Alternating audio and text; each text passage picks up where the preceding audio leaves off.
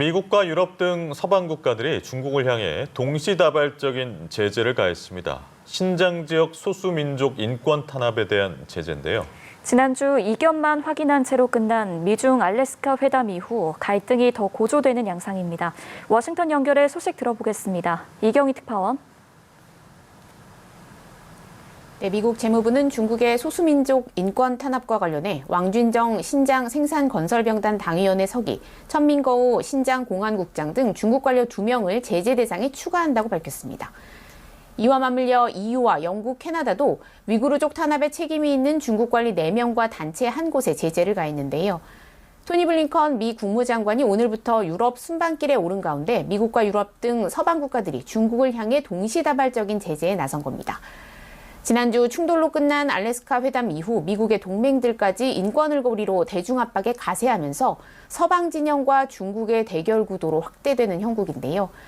미국 정부는 오늘 조치는 EU와 영국, 캐나다가 취한 조치를 보완하는 것이라면서 공동 대응 차원이라는 점을 분명히 강조했습니다.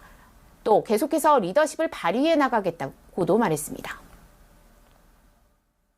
And we took action, as you noted, in unity with the United Kingdom, Canada, and the European Union, who also acted against human rights abusers in connection with these atrocities. This demonstrates our ongoing commitment to work multilaterally to advance respect for human rights. 네, 중국도 즉각 맞대응에 나섰다고요? 네, 중국도 즉각 유럽 측 인사 10명과 단체 4곳에 대한 제재를 발표하며 맞대응에 나섰습니다. 중국 외교부는 이들이 중국의 주권과 이익을 침해하고 악의적으로 거짓말과 가짜 정보를 퍼뜨렸다면서 관련 인사와 그 가족은 중국 본토 및 홍콩, 마카오 입국이 금지되고 관련 단체들도 중국 왕래에 제한을 받는다고 밝혔습니다. 또 미국의 동맹 규합에 앞서 중국도 북한, 러시아와 밀착하는 모습을 보이고 있는데요.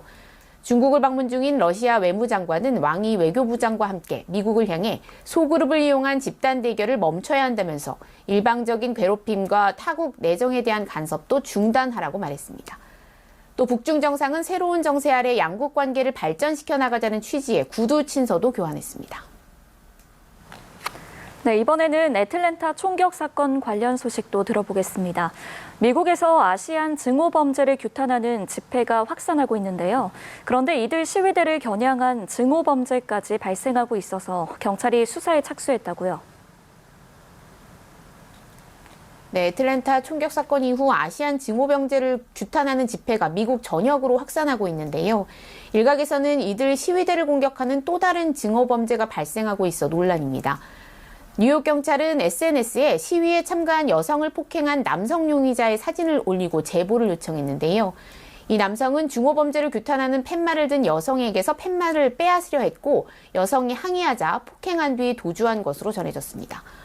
또 미국 로스앤젤레스에서는 한 남성이 증오범죄 항의 시위대를 향해 차량을 몰고 돌진해 경찰이 수사에 착수했는데요.